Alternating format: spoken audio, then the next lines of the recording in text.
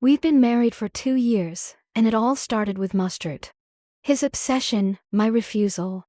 What seemed like a small thing spiraled, and before I knew it, things changed in ways I never expected. This is how a simple disagreement turned into something much darker. We've been together for 5 years and married for 2. We're both 34. I'm a woman, he's a man, if that's relevant. I wouldn't call myself a picky eater. In fact, I love trying new and unusual foods when I travel. There are very few things I won't eat, but one of them is mustard. I just don't like it. The flavor is too strong and overpowering, and no matter the type, yellow, stone ground, honey, artisan, brown, spicy, I've given them all a chance. I simply don't enjoy it. For some reason, my husband refuses to accept this. He's obsessed with mustard, especially honey mustard, and puts it on everything: sandwiches, fries, you name it. And every time, he insists I give it another try, convinced I'll like it this time. But I know my own taste buds. I don't like mustard, and I'm not changing my mind. When I refuse, it always turns into a small argument where he accuses me of being picky. Last night, while driving home from a weekend trip, we stopped at a gas station for a quick meal. He grabbed a hot dog covered in mustard, while I opted for a plain one. I'm not a huge fan of hot dogs, but I'll eat them. As we waited in line, he asked what I put on mine. When I said, nothing, he got visibly frustrated, snatched it out of my hands, and stormed over to the condiment station. Without hesitation, he started covering my hot dog in mustard, telling me to grow up and stop being so picky. I just walked out and sat in the car. I didn't even want the damn hot dog anymore. My appetite was gone. He came back and began screaming at me for embarrassing him even further. The word divorce was said for the first time ever. I secretly recorded his screaming because I was genuinely afraid I would die. He was driving erratically, swerving and speeding. I'm in a hotel tonight. He ignored me all day at work, and then the calls started around when he realized I wasn't coming home.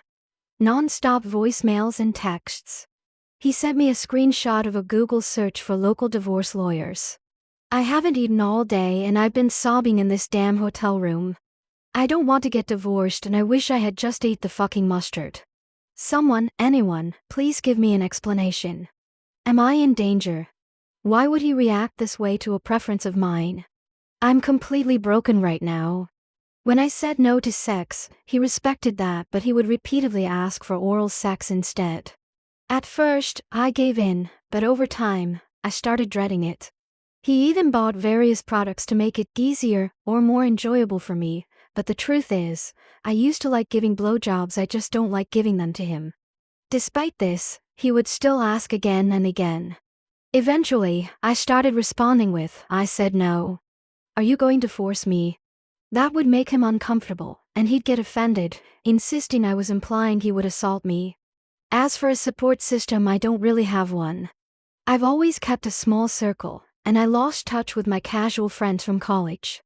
My closest friends are actually his, which only makes me feel more isolated. My parents have both passed. My dad died when I was a teenager, and my mom passed recently from heart failure. I don't have any siblings. Financially, I'm capable of supporting myself and covering the cost of a divorce, but I never wanted things to turn out this way. The mustard situation was always just an annoyance. I never thought of it as a deal breaker. But clearly, for him, it is. We don't have kids or shared property, and our finances are mostly separate except for a joint account we both contribute to for bills. We had been looking at houses. For now, I'm safe. I'm at work and staying in a hotel until I figure things out. He keeps texting me. In one message, he said he loves me and doesn't want to lose me, but claims I've forced his hand by refusing to communicate or come home. I haven't responded. I don't know what to say. Last night, I forced myself to eat my favorite takeout, but it tasted like nothing.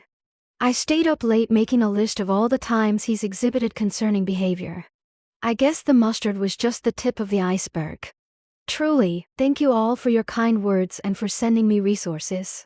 He has flipped back again, saying he never wants to see me again, so I guess that gives me time to read the book someone on RA recommended. I can't remember the title.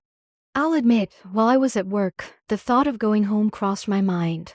Sitting in a lonely hotel room after 5 seemed unbearable. But I knew what was waiting for me there. And honestly, I just don't have the energy to put on the kind of apology he would expect in order to reset things back to normal.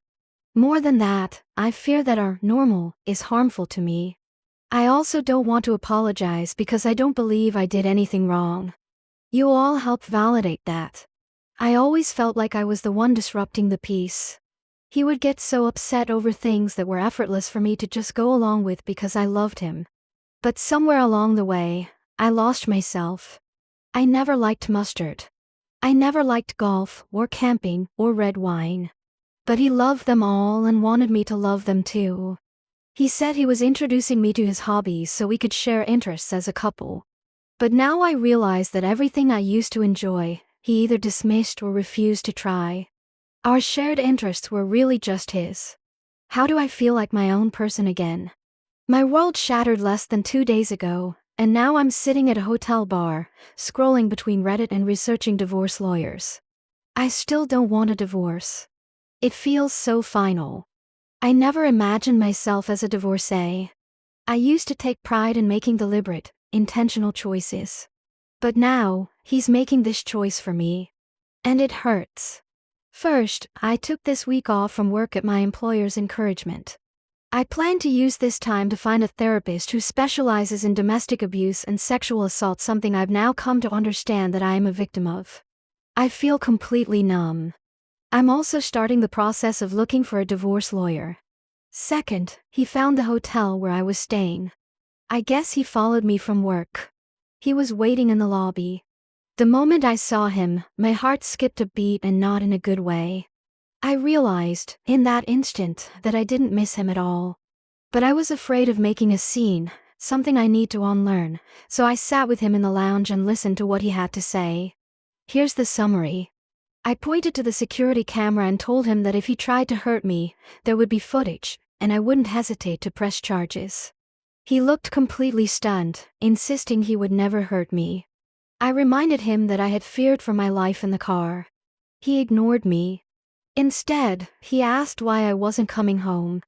I kept my expression blank and told him, because you're divorcing me. He immediately backtracked, saying he hadn't meant it and was just upset. I simply replied, when normal people are upset, they express it in a healthy way. You threatened to end our marriage. I'm taking you seriously. That set him off. He got angry and demanded to know if I was implying he wasn't normal. At that point, I just wanted the conversation to be over. I told him that if that was all he took from what I said, there was no point in continuing. I informed him that I was looking for a lawyer and that he should probably do the same if he hadn't already. That's when he lashed out, saying, all this over one mistake. I just stared at him. As I stood up to leave, he grabbed my wrist hard. I pointed to the camera again. That only made him angrier.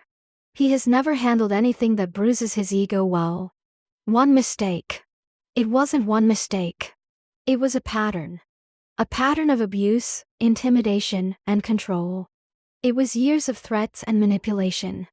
I told him that if he contacted me again for any reason other than to provide his lawyer's information, I would call the police. He let me go. I wish I could say I felt empowered, that I went back to my room and celebrated. Instead, I collapsed onto my bed and broke down in tears. I felt sick, angry, heartbroken, exhausted. The reality hit me hard. He truly doesn't care about me. I've been crying on and off while searching for a therapist. Why is it so difficult to find one? So many advertise their services but aren't accepting new patients. It's frustrating. I've also started looking into support groups for survivors of domestic violence and abuse. In less than a month, my entire life has changed.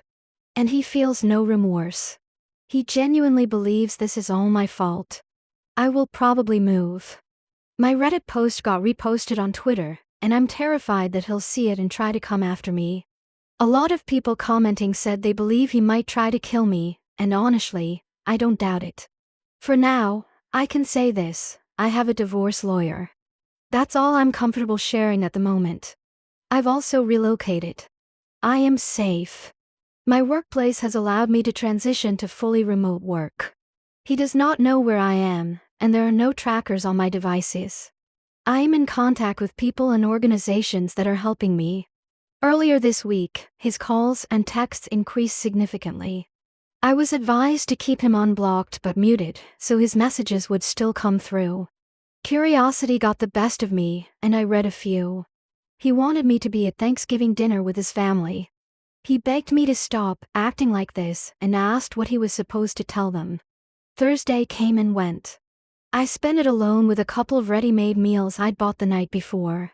That was my feast. I want to take a moment to talk about my mom.